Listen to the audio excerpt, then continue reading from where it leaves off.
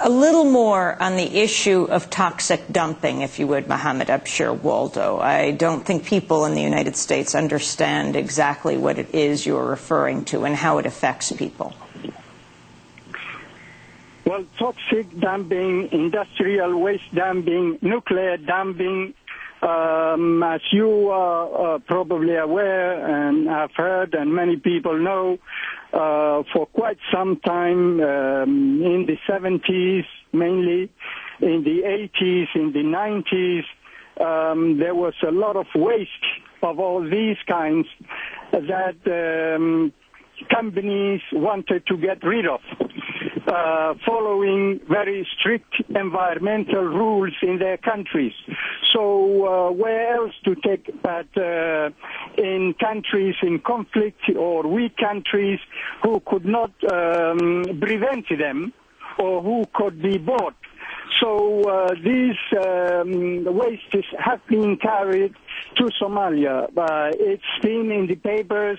It has been reported by media organizations like Jazeera, I think like CNN. Many had reported about the mafia, Italian mafia, who admitted it, dumping it in Somalia for quite some time, for quite a long time. And as we speak now, I heard yesterday, in fact, another vessel was captured in the Gulf of Aden by community, this time not pirates, by the community, when they suspected it, and it was carrying two huge containers, which it dumped into the sea when they saw these people coming to them. They have been apprehended. The vessel had been apprehended.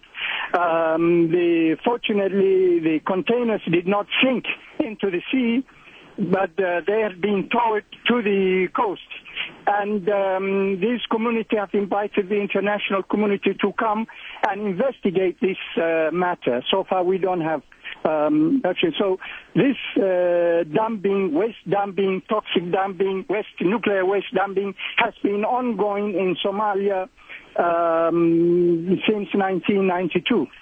When I read your article, Mohammed Abshir Waldo, it reminded me of a controversial memo that was leaked from the World Bank. This was when Lawrence Summers, now the chief economic advisor, was the chief economist at the World Bank, in which it said, I think the economic logic behind dumping a load of toxic waste in the lowest wage country is impeccable, and we should face up to that.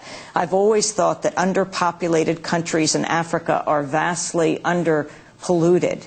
He said he was being sarcastic. Actually, the more formal, official concern with this UN Habitat has also confirmed in various reports that this has been dumped in Somalia.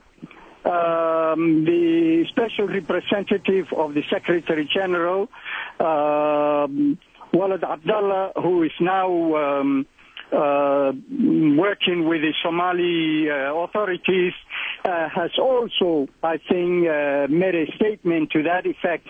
So it is very well known. It's not something hidden. It's not something we are making up. The world knows, but it doesn't do anything about it.